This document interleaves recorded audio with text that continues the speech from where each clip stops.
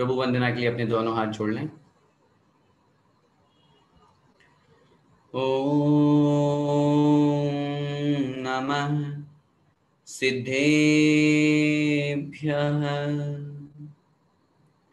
ओम नमः सिद्धेभ्यः।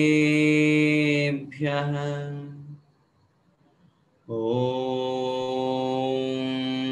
नमः सिद्धेभ्यः।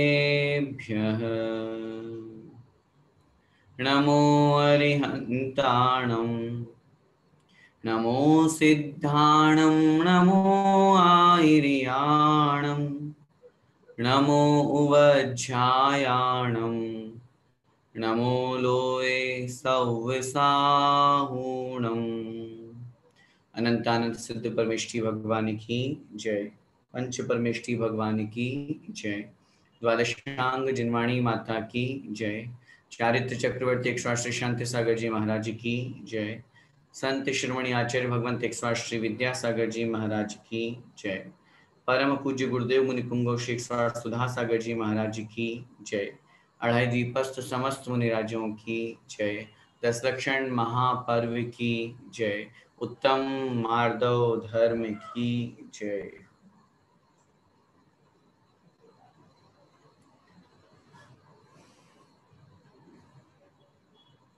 दस लक्षण धर्म का आज द्वितीय दिवस है।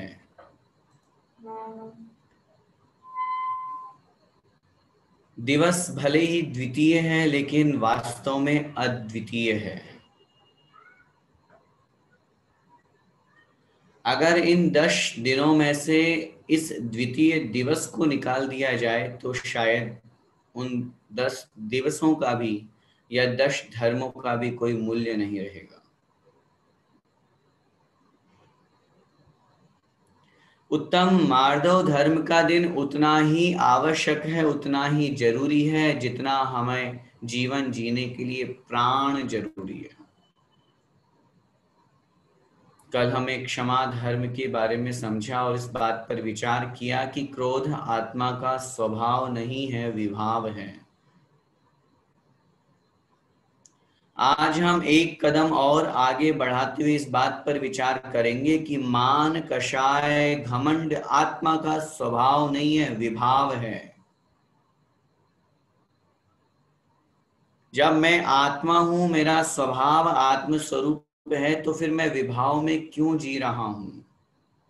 मैं किस बात का अहंकार करता हूं, किस बात का घमंड करता हूं, इस बात पर विचार करने की आवश्यकता है और उसी के लिए हम यहाँ पर उपस्थित हैं।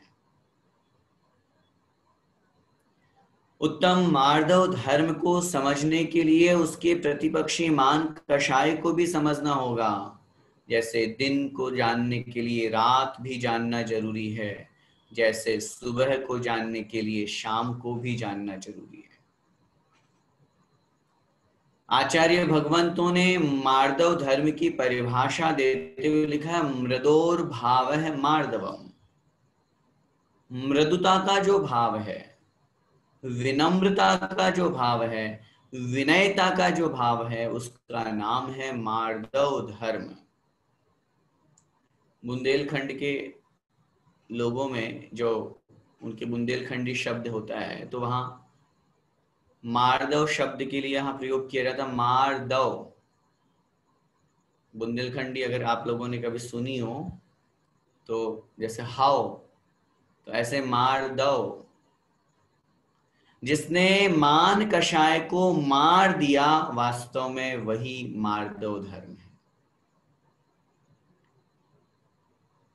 जहां पर विनम्रता, जहां पर विनय से युक्त परिणाम होते हैं, क्योंकि आचार्यों ने बहुत स्पष्ट शास्त्रों में लिखा है, विनयो मोक्ष द्वारो।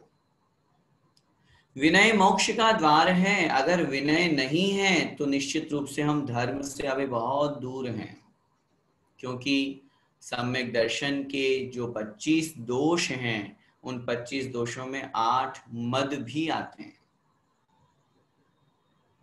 8 प्रकार के शंका आदि दोष, 8 मद, 6 अनायतन और 3 मूर्ता। इस तरह से ये 25 दोष बनते हैं।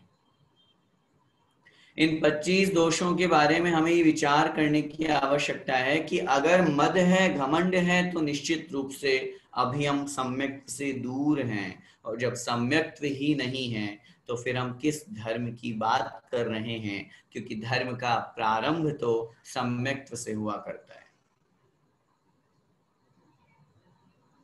प्रसंग मुझे स्मरण में आ रहा है, जब रावण मरणासन्न अवस्था में था और उस स्थिति में उसे लक्ष्मण को रामचंद्र जी ने कहा कि जाओ और जाकर के, और रावण से बहुत नीति निपुण राजा रहा है, वो राज्य का संचालन बहुत अच्छा किया उसने, जाओ उससे कुछ ज्ञान लेकर के आओ। लक्ष्मण का स्वभाव हम सभी जानते हैं, थोड़ा सा गुस्से वाला रहा,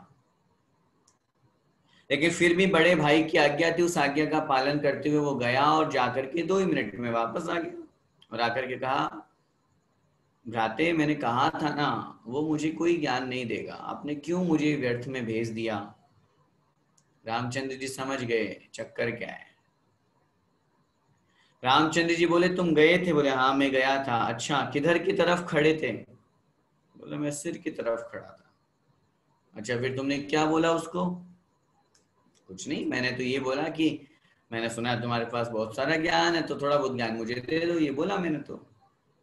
बोले ऐसा कहने से ज्ञान मिल जाएगा क्या? जाओ, फिर से जाओ, पैरों के समीप में खड़े होकर के, झुक करके, हाथ जोड़ करके विनम्रता के साथ में निवेदन करना, तब तुम्हें ज्ञान मिलेगा। और आचार्यों ने शास्त्रों में लिखा, लक्ष्मण फिर से गए और जाकर के उन्होंने जब यह निवेदन किया तो रावण ने नीति न्याय की बहुत बातें समझाई जो लक्ष्मण के जीवन में काम आई। बंधुओं, जब तक हमारे जीवन में विनम्रता नहीं होगी, विनय भाव नहीं होगा, मृदुता नहीं होगी, तो हम ज्ञान प्राप्त नहीं कर सकते, कुछ भी नहीं सीख सकते। जब रानी चेलना के दोहला का प्रसंग आता है, गर्भावस्था में उसे दोहला हुआ और कुछ उसके उद्यान में जो फल थे वो ग्रहण करने की इच्छा हुई, तो राजा श्रेणिक ने अपने दरबारियों को आदेश दिया कि वो फल तोड़ के लाएं, लेकिन कोई भी नहीं तोड़ के ला पाया। राजा श्रेणिक स्वयं वहां पर गए और जाकर के उस फल को तोड़ने की इच्छा करी, लेकिन वो बहुत ऊंचाई पे होने के कारण से किसी भी स्थिति में वो फल नहीं तोड़ा जा सकता था। और एक दिन की बात हो तो चलो मान भी ले, सीढ़ी लगा दे, कुछ भी कर ले, लेकिन किसी ने बताया कि एक सेठ जी हैं, उनको इसकी विद्या आती है कि वो पेड़ को झुका सकते हैं। तो राजा श्रेणिक ने सोचा ये तो बहुत अच्छी बात है, तो उन्होंने बुलाया, राज दरबार में बुला के लाइए उस सेठ जी को, उनसे हम विद्या सीखते हैं। 1 दिन हो गया, 2 दिन हो गया, 3 दिन हो गया, सेठ जी प्रतिदिन सिखाते कि राजन ऐसा करो ऐसा करो, लेकिन राजा श्रेणिक शिक्षा नहीं ले पाया, विद्या नहीं सीख पाया। चौथे दिन राजा ने मंत्री से कहा, मंत्री महोदय ये चक्कर क्या है, ये सेठ जी भी अपना पूरा प्रयास कर रहे हैं सिखाने का और मैं भी सीखने का पूरा प्रयास कर रहा हूं, लेकिन फिर भी मैं क्यों नहीं सीख पा रहा हूं। तो मंत्री बोले, राजन जिससे सीखा जाता है उसको ऊपर बिठाया जाता है, और जो सीखता है उसको उसके चरणों में बैठना पड़ता है। आप राजमहल में, राज दरबार में सिंहासन पर बैठे हुए हैं और ये सेठ जी नीचे बैठे हुए हैं, ये आपको कैसे सिखा पाएंगे, कैसे सीख दे पाएंगे, कैसे विद्या दे पाएंगे। आप अपने स्थान से उठ करके नीचे आइए और इन्हें अपने स्थान पे, उच्च स्थान पर बैठाइए, फिर ये जो आपको सिखाएंगे फिर देखिएगा। और यही हुआ।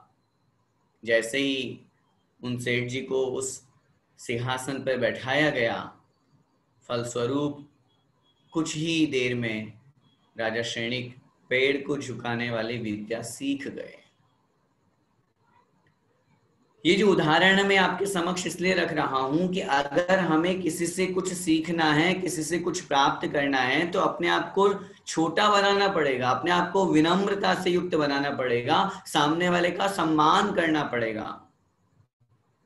और यदि हम इन सब से विपरीत होकर के अभिमान, घमंड, मान, कषाय को पुष्ट करेंगे और बोलेंगे मैं हूं सब कुछ, मैं क्यों झुकूं, तो ये मान कषाय हमें कभी आगे नहीं बढ़ने देगी।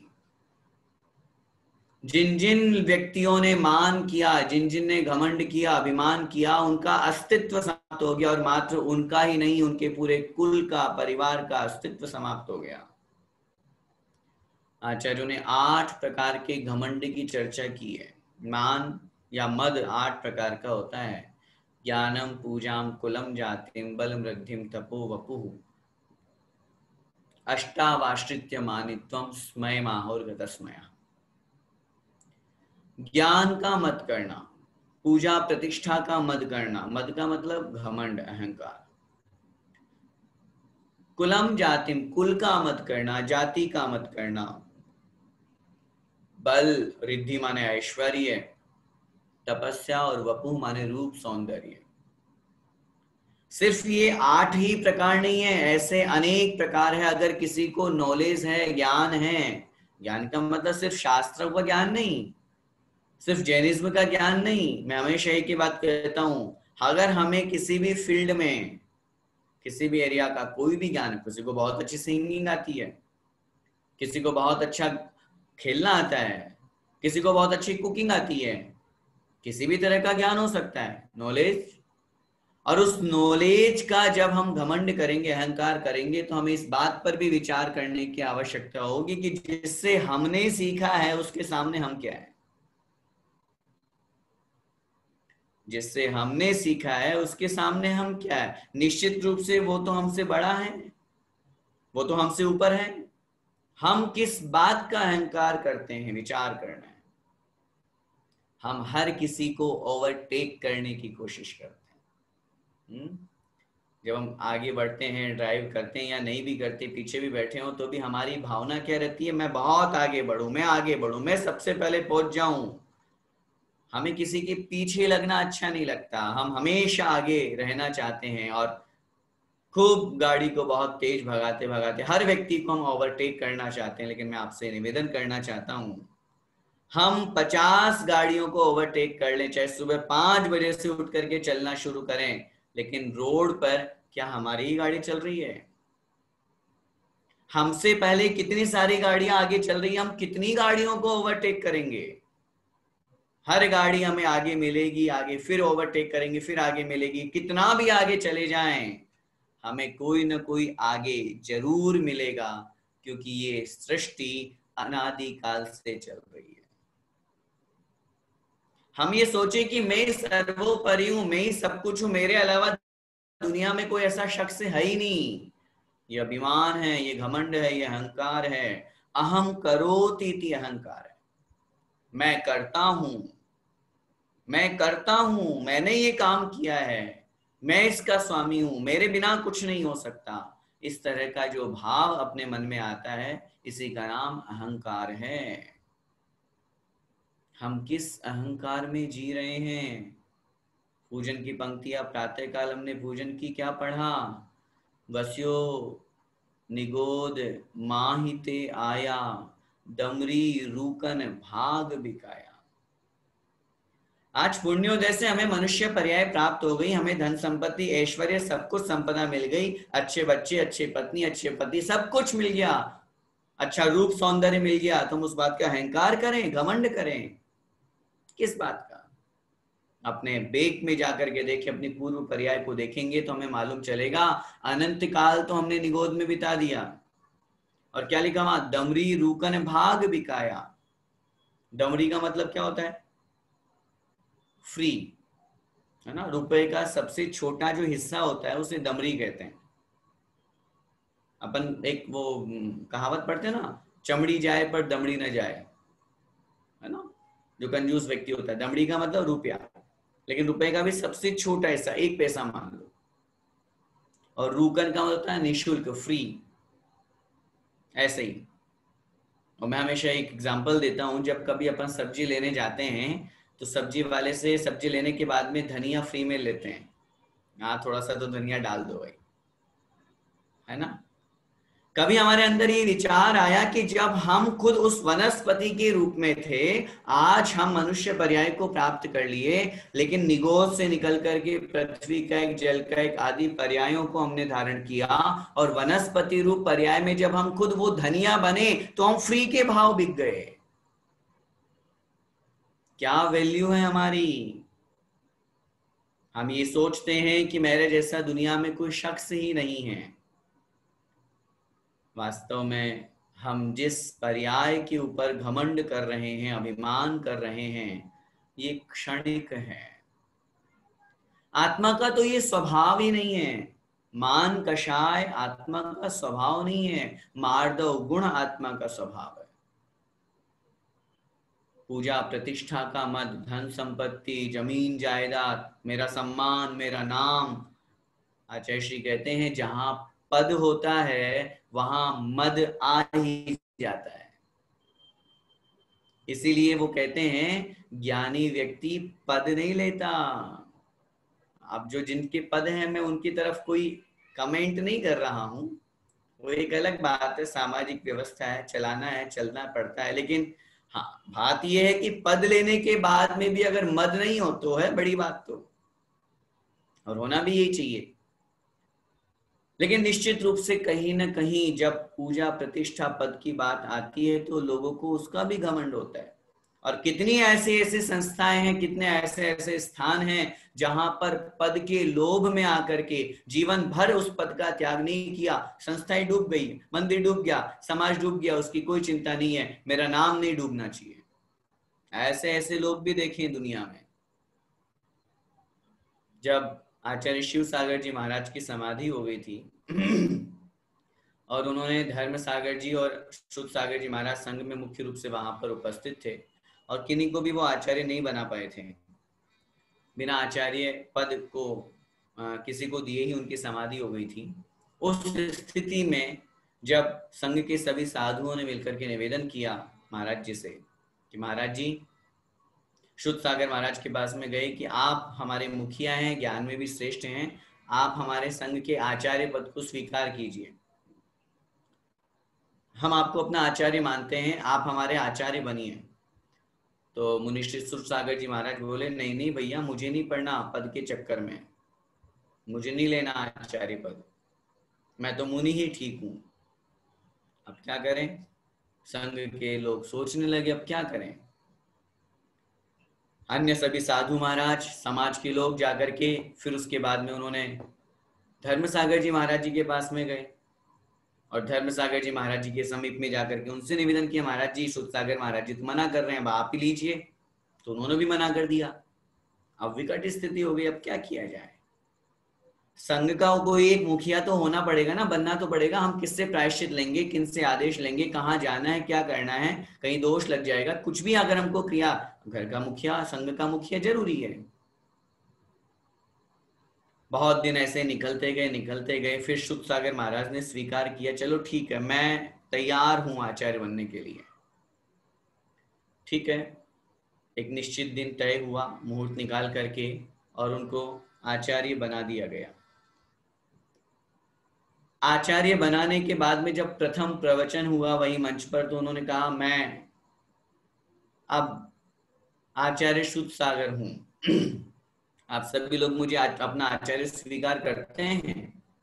तो उन्होंने कहा, बिल्कुल महाराज, आप हमारे गुरु हो, आचार्य हो। अच्छा, अब मैं जो आदेश दूंगा वो स्वीकार करोगे? बिल्कुल, वो भी स्वीकार करूंगा। सब लोग कहें हम सब स्वीकार करेंगे। तो ठीक है, मैं आचार्य शुद्ध सागर ये घोषणा करता हूं कि मैं अपना आचार्य पद त्याग करके धर्म सागर जी को आचार्य बनाता हूं। और उन्होंने उसी समय अपना आचार्य पद त्याग करके धर्म सागर जी को आचार्य बना दिया। जो आचार्य धर्म सागर जी, अजित सागर जी, वर्धमान सागर जी, और एक अलग परंपरा निकली। सोचिए किस बात का हम अहंकार करते हैं, जहां एक तरफ आचार्य पद का परित्याग करने की होड़ लगी हुई थी, उस स्थिति में वहां आज हर मुनि आचार्य बनना चाहता है। हर मुनि, वो मुनि रहना ही नहीं चाहते, वो आचार्य बनना चाहते हैं। आचार्य कुंद कुंद देव महाराज, आचार्य वट्टिकेर स्वामी महाराज मूलाचार्य जी में बहुत स्पष्ट लिखते हैं कि आचार्य की अपेक्षा मुनि महाराज की निर्जरा ज्यादा होती है। पूछा क्यों होती है उनकी निर्जरा ज्यादा, तो उन्होंने उत्तर दिया क्योंकि आचार्य महाराज को तो बड़े विकल्प रहते हैं। मेरा संघ का संचालन, अनुशासन, किसको प्रायश्चित, किसको क्या भेजना, कहाँ चातुर्मास की अनुमति, जैसे घर के मुखिया को चिंता होती है ऐसे ही आचार्य को चिंता होती है। और उस आचार्य को उन चिंता और विकल्पों के कारण से वो उतना एकाग्र नहीं हो पाते, क्योंकि आचार्य एक जिम्मेदारी का पद है इसलिए। और मुनि महाराज को क्या चिंता है, क्या विकल्प है, वो तो अपने ज्ञान ध्यान तप में लीन है, आहार किए मस्त आराम से सामयिक करते हैं, कोई विकल्प ही नहीं। घर में कोई बड़ा व्यक्ति होता है तो छोटों को क्या चिंता होती है बताओ। सोचिए, आज उत्तम मार्दो धर्म का दिन है बंधुओं। ये सब प्रसंग हमको मृदुता सिखाते हैं, ये सब प्रसंग हमको अपने जीवन में विनय भाव को धारण करना सिखाते हैं। हम कितनी भी ऊंचाइयों तक चले जाएं, हमेशा अपने गुरु का स्मरण हमेशा रहना चाहिए। आज आचार्य श्री को जब भी हम सुनते हैं, जब भी सुनते हैं, चाहे वो 5 मिनट का भी वक्तव्य उनका क्यों ना हो, उस वक्तव्य में अपने गुरुदेव को जरूर याद करते हैं। जबकि पूज्य आचार्य श्री ज्ञान सागर जी महाराज का तो इतना समय रहा भी नहीं, इतनी पहचान हुई भी नहीं, इतना प्रभाव भी नहीं था उनका, तो जितना प्रभाव आज आचार्य श्री गुरुदेव का है, विद्यासागर जी महाराज का है। लेकिन उसके बावजूद भी एक क्षण के लिए भी उन्हें नहीं भूलते। ये कहलाती है विनम्रता, ये कहलाता है मृदु भाव, ये कहलाता है मार्दव भाव। अगर हमें मार्दव भाव और सारे के सारे 10 धर्मों को अपने जीवन में देखना है तो एक एक गुण आचार्य श्री में देखिए। उस स्थिति में पहुंचने के बावजूद भी जहां दुनिया का हर शख्स उनके चरणों में आकर के झुक रहा है, बताओ कौन बाकी रह गया। भारत का प्रधानमंत्री पहुंच गया, भारत के राष्ट्रपति पहुंच गए, हर कोई सोसाइटी का, हर समाज का हर बड़ा व्यक्ति उनके चरणों में बैठ करके नमोस्तु कर रहा है, उनसे अनुभव ले रहा है, उनसे सीख ले रहा है। जैन समाज के लोग उनके लिए पागल हैं, उनके चरणों में हमेशा नतमस्तक रहते हैं, लेकिन उसके बावजूद भी अहंकार नाम की चीज नहीं है उनमें। इतना सब कुछ होने के बावजूद भी उनमें अहंकार, घमंड, अभिमान किसी प्रकार का नहीं है। अपने गुरुदेव को हमेशा याद करते हुए यही भावना भाते हैं कि जैसा गुरुदेव ने आदेश दिया था मैं तो बस वैसा ही काम कर रहा हूं, मेरा तो कुछ है ही नहीं। और हम कोई छोटा सा काम करते हैं और उसमें सबसे पहले अपना नाम चाहते हैं, छोटा सा काम। सोचिए, जिस मूक माटी महाकाव्य को एक देश में नहीं पूरे विश्व में प्रसिद्धि मिली है, और उसके निमित्त से हम 2 लाइन लिखते हैं, उसमें अपना नाम जोड़ते हैं। उन्होंने इतना सब कुछ किया, और उन्होंने नहीं, बड़े बड़े महान आचार्यों को देखिए। आचार्य कुंद कुंद देव महाराज ने 84 पाहुड़ लिख दिए। कितने?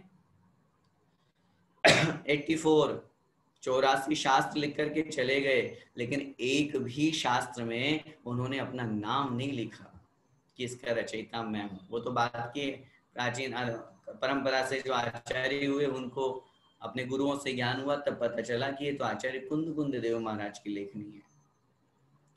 अभिमान हम किस बात का करते हैं, कभी मन में ये तो विचार करें, क्यों आता है हमको अभिमान? किस बात का घमंड करते हैं? क्या हमारे पास धन संपत्ति ज्यादा है?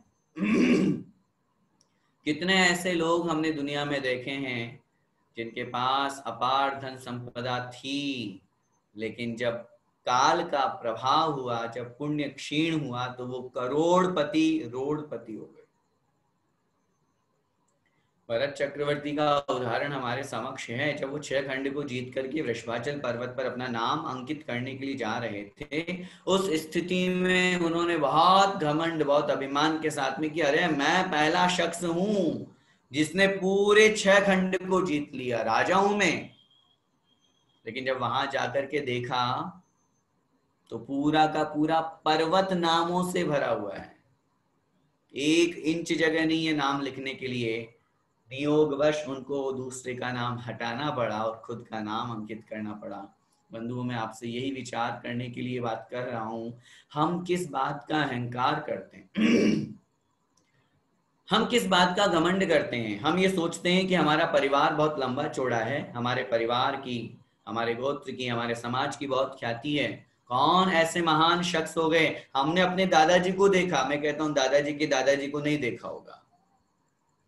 वो किस कुल में हुए, किस जाति में हुए, कौन किस रूप में थे, होंगे भले ही वो सीएम रहे हो, पीएम रहे हो, आईएएस ऑफिसर रहे हो, कुछ भी रहे हो, डिप्टी कलेक्टर, कुछ भी रहो, उससे क्या मतलब है, लेकिन वो सब उनके साथ ही चला गया, क्योंकि ये पद संसार के पद है, आत्मा का पद नहीं है। अगर हमें पद को ही प्राप्त करना है तो अविनश्वर मोक्ष पद को प्राप्त करने का प्रयास करें।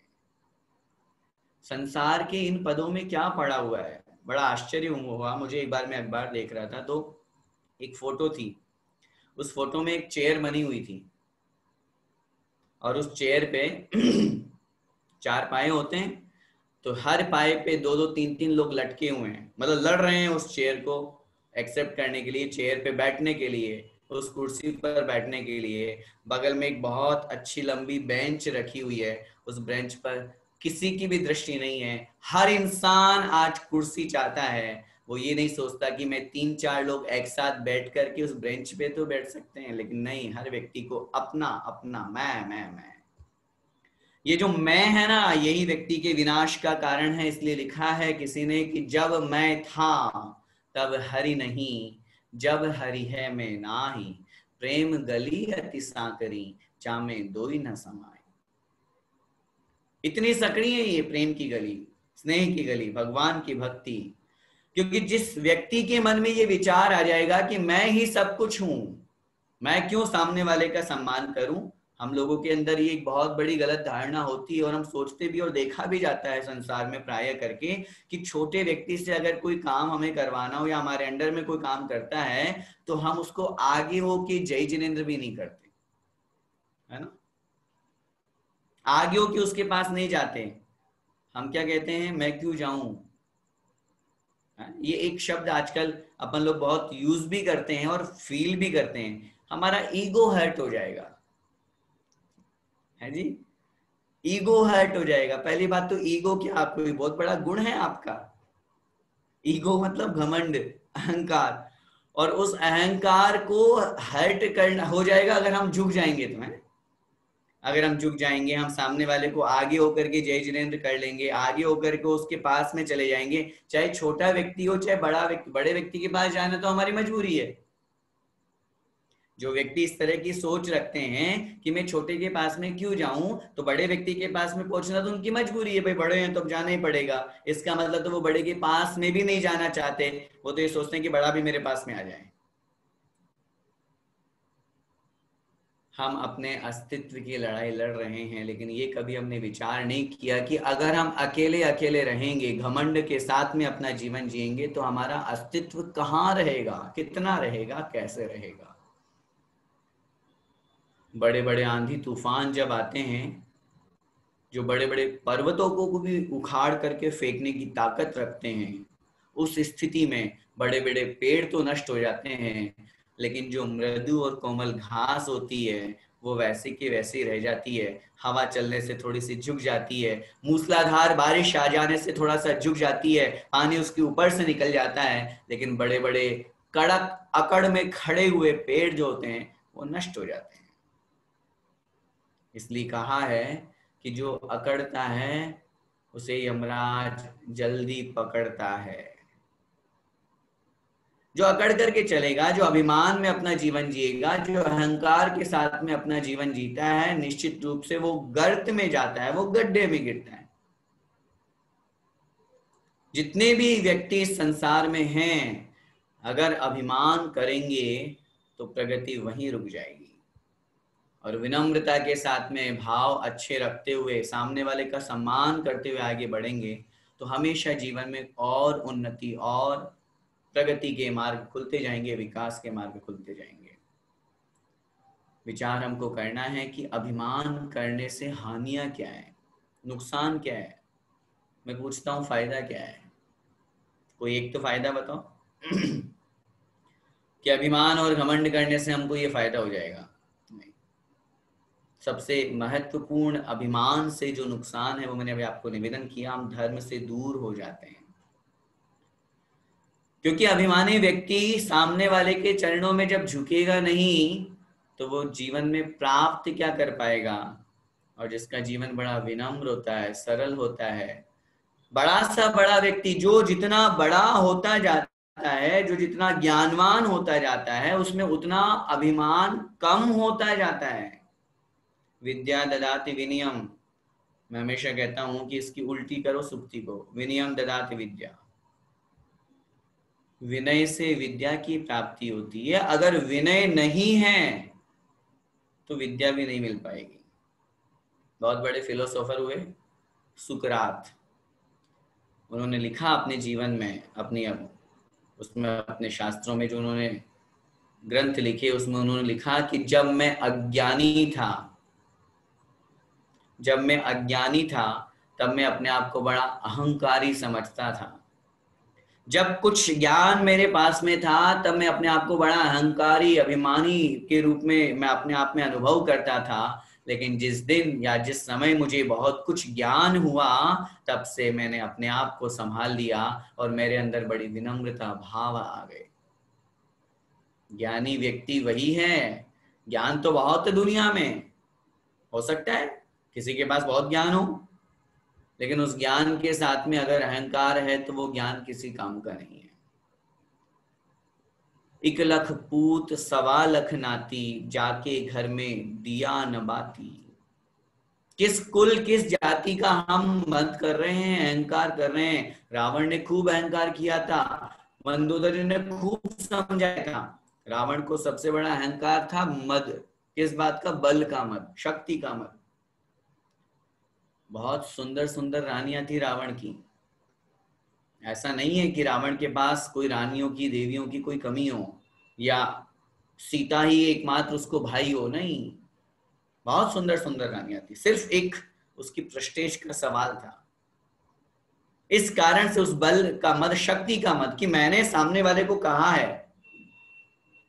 जब अपन पूरे प्रसंग को पढ़ते हैं और देखते हैं तो हमें पता चलता है कि उसके माध्यम से वहां उस रावण के अंदर ये अभिमान प्रवेश कर गया था कि मैंने ऐसा किया, उसने मेरी बहन के साथ में ऐसा किया तो मैं उसको मजा चखाऊंगा। और उस मद के अभिमान में चूर होकर के उसने अपने आप को विनष्ट कर दिया। आचार्यों ने शास्त्रों में लिखा है कि मंदोदरी ने उन्हें खूब समझाया, स्वामी आप रामचंद्र जी से क्यों पंगा ले रहे हो, वो महान व्यक्तित्व हैं, लेकिन वो नहीं माना। बल का मद, अहंकार समाप्त कर देता है व्यक्ति को। रिद्धि, ऐश्वर्य, धन संपत्ति का जो मद होता है, तपस्या, ये तप का भी मद हो जाता है कभी कभी किसी को।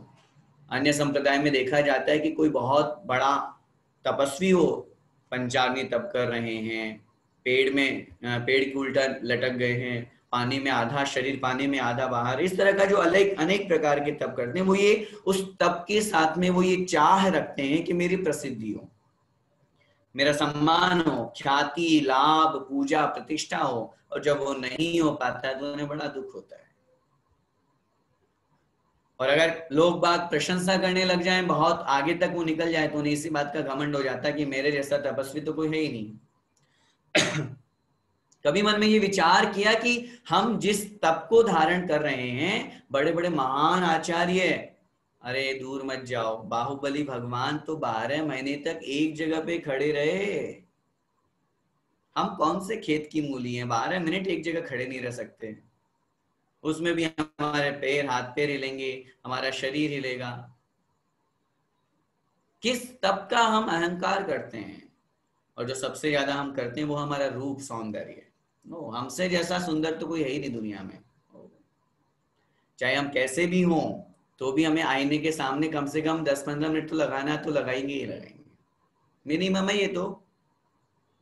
आज अब भले ठीक है, ये भी कोरोना की बलिहारी है, जो हमको कहीं बाहर नहीं निकलना, तो श्रृंगार भी कम हो रहा है आजकल। नहीं तो मंदिर जी तो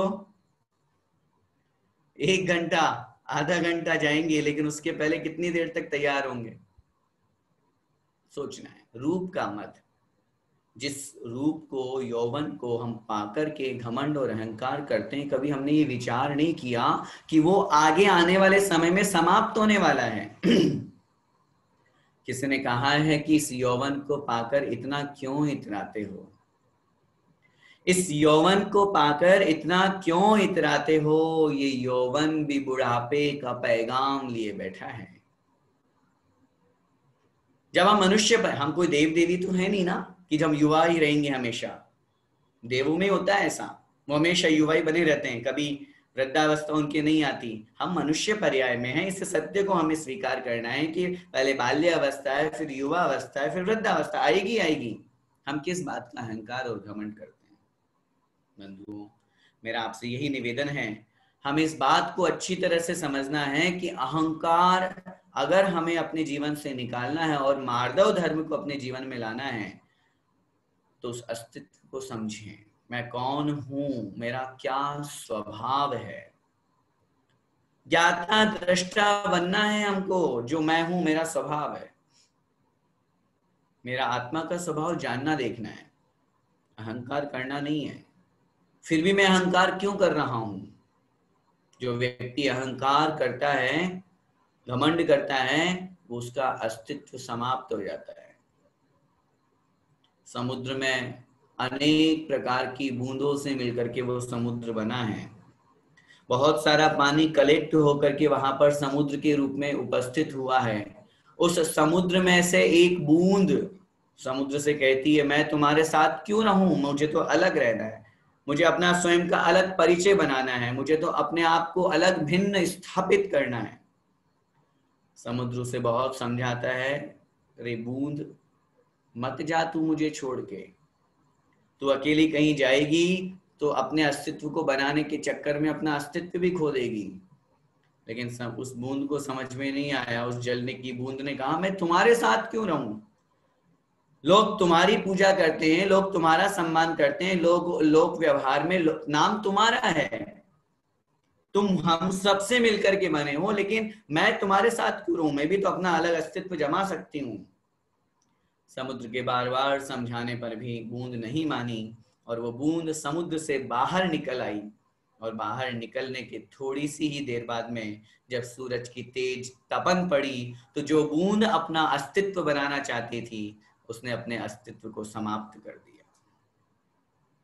अगर वो वह बूंद अगर समुद्र के पानी के साथ में रहती, मिलजुल करके रहती, उसे अहंकार घमंड नहीं होता, तो उसका अस्तित्व जो का त्यों बना रहता। लेकिन उसने अपने आप को भिन्न प्रकट करने की कोशिश की कि नहीं, मैं अपने आप को अलग, मैं ये करूंगी, और उसी मैंने उसको निश्चित रूप से उस अस्तित्व रूप को ही समाप्त करवा दिया।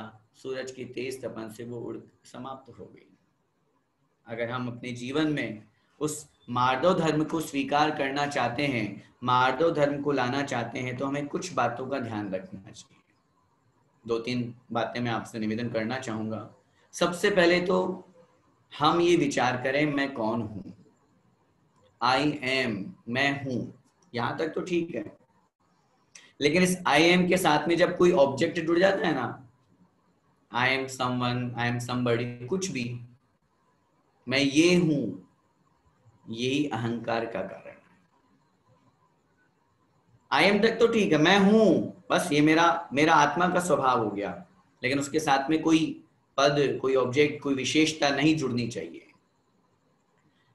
दूसरा सबसे बड़ा, अगर हमें अपने जीवन में मार्दव धर्म को स्वीकार करना है, धारण करना है, तो अपनी कर्तृत्व और स्वामित्व बुद्धि से विरक्त होइए।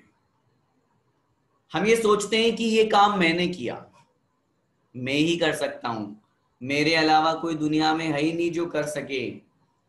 इस गलत भूल में हम अपना जीवन जी रहे हैं। वो डोगी वाला उदाहरण याद होगा, बहुत बार सुना भी आप लोगों ने, अनेक प्रसंगों में सुना है कि वो डोगी चलता है और उस गाड़ी के नीचे वो डोगी था, तो चला, तो संयोग से वो गाड़ी भी चल पड़ी।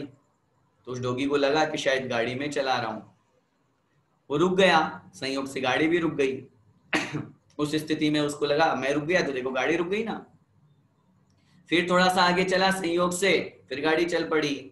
उस डोगी के मन में ये विचार आ गया कि इसको तो चलाने वाला मैं हूं। बंधुओं, कहने का भाव तो नहीं हो रहा, लेकिन अगर मैं ये बात कह दूं कि कहीं हमारी स्थिति भी उस डोगी की तरह तो नहीं है। एक छिपकली जो दीवार पर, छत पर चिपकी हुई है, वो सोच रही है कि इस छत को मैंने झेल रखा है। अगर मैं इससे अलग हो गई तो ये छत नीचे गिर पड़ेगी। हम भी तो छिपकली ही हैं, भले ही पर्याय रूप में नहीं है लेकिन धारणा के रूप में तो है। जब प्रथम प्रधानमंत्री देश के स्वर्गवास हुआ तो क्या देश रुक गया?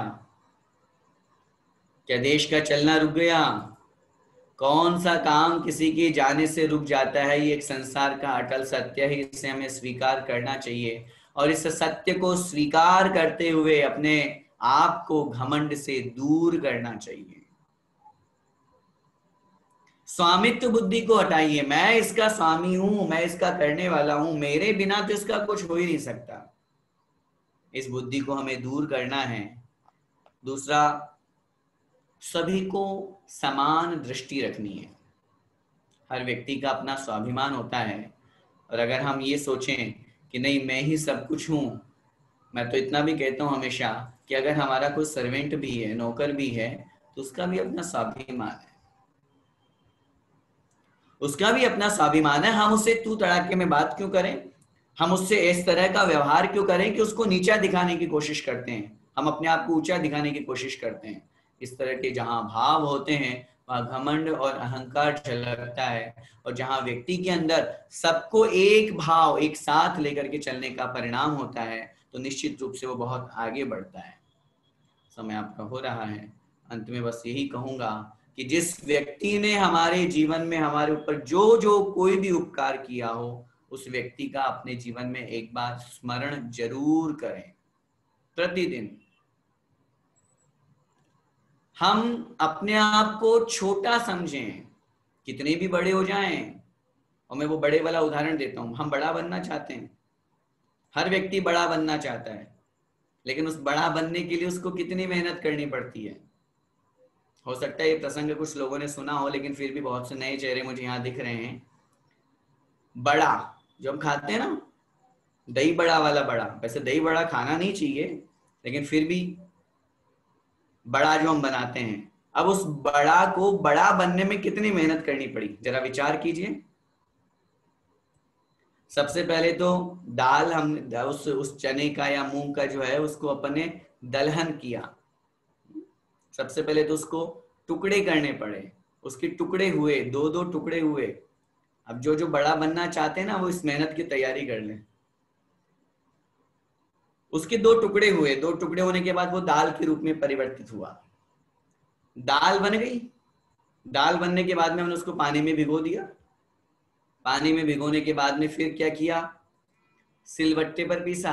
पहले तो सिलबट्टे ही चलते थे, आजकल भले ही हम मिक्सी का उपयोग करते हो, लेकिन सिलबट्टे में उसको पीसा, या मिक्सी में भी पीस लिया, वो तो पीसना है उसको।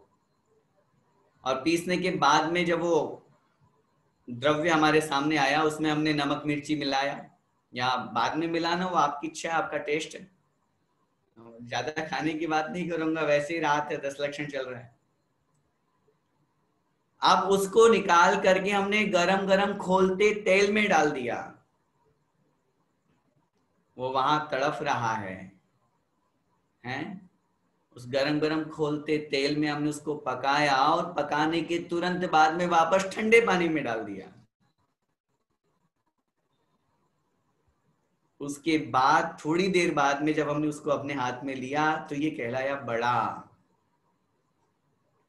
सोचिए, उस बड़ा को बड़ा कहलाने के लिए कितनी मेहनत करनी पड़ी, किन किन परिस्थितियों से गुजरना पड़ा, और हम बस थोड़े से भी बड़ा बनना चाहते हैं। थोड़ी सी मेहनत हमने नहीं की, उसके पहले हम अपने आप को बड़ा अहंकार से युक्त समझना चाहते हैं। आचार्य श्री कहते हैं, जो समझता अपने आप को बड़ा है, जो समझता अपने आप को बड़ा है, वह अभी धर्म से बहुत दूर खड़ा है। अहंकार जीवन में आएगा, रहेगा, तो निश्चित रूप से धर्म से हम बहुत दूर होंगे। बंधुओं, ये सब छोटी छोटी बातें हैं। हमें अपने जीवन में किस प्रकार का, किस बात का घमंड करना चाहिए, इस बात पर हमें विचार करने की जरूरत है। जो कुछ हमारे पास में है, उन सबका मालिकाना हक हमारा नहीं है। मैं तो आत्मा हूँ, मेरी आत्मा का स्वभाव ऐसा नहीं है। जिस बात का मैं अहंकार और घमंड करता हूँ, उसका अस्तित्व कब तक है? कितनी देर तक मेरी आत्मा के साथ में रहेगा, मेरे शरीर के साथ में रहेगा? अगर मैं सुंदर हूं और मुझे उस बात का अहंकार है, कब तक? किसी पद का मुझे अहंकार है, वो पद कब तक रहेगा? इन सब बातों पर विचार करने की आवश्यकता है, क्योंकि जब हम इन बातों पर विचार करेंगे तो निश्चित रूप से हमें अपने जीवन का एक लक्ष्य पता चलेगा कि नहीं, मुझे अहंकार से दूर होना है, मुझे अपने जीवन में मार्दव धर्म को अपनाना है। और यदि मैं उस मार्दव धर्म को अपनाऊंगा तो निश्चित रूप से मेरी आत्मा का कल्याण होगा। एक छोटा सा प्रसंग कह करके मैं अपनी बात को विराम दूंगा कि अगर हम अपने जीवन में मार्दव धर्म को अपनाना चाहते हैं, मृदु भाव को अपनाना चाहते हैं, घमंड से दूर होना चाहते हैं, तो हमें क्या करना चाहिए? एक बार नदिया से किसी ने पूछा, एक बार नदिया से किसी ने पूछा कि तुम समुद्र में जाकर के अपने आप को वृद्धिंगत क्यों नहीं करती हो? तो नदिया ने बहुत सुंदर उत्तर दिया कि सब बहुत बड़ा बनकर के अपने आप को खारा बनाने से अच्छा है कि मैं छोटे रूप में ही रह करके अपने आप को मीठा और मधुर बनाऊं। मैं ये सोचूं कि मैं समुद्र में पहुंच जाऊंगी तो मेरा खूब नाम होगा, मैं समुद्र के बड़ा अस्तित्व मेरा हो जाएगा। नहीं, मुझे वो सब चीज नहीं चाहिए। मैं तो बस अपने छोटे से रूप से ही खुश हूं, क्योंकि मेरा पानी मीठा है और समुद्र में पहुंचने के बाद में मेरा पानी खारा हो जाएगा। मैं हम अपने जीवन को बहुत अच्छा बनाए, मृदु बनाए, कोमल बनाए, सरल बनाए, विनय भाव से युक्त बनाए। क्या जाता है हमारा अगर हम सामने वाले से प्रेम से दो बात बोल देंगे, अहंकार से घमंड से दूर होकर के बात करेंगे, चाहे वो छोटा हो चाहे बड़ा हो। Give respect and get respect, ये सूक्ति अपने जीवन में अपना करके हम अहंकार से दूर हों और मार्दव धर्म को अपने जीवन में धारण करें। इसी मंगलमय भावना के साथ बोलिए उत्तम मार्दव धर्म की जय।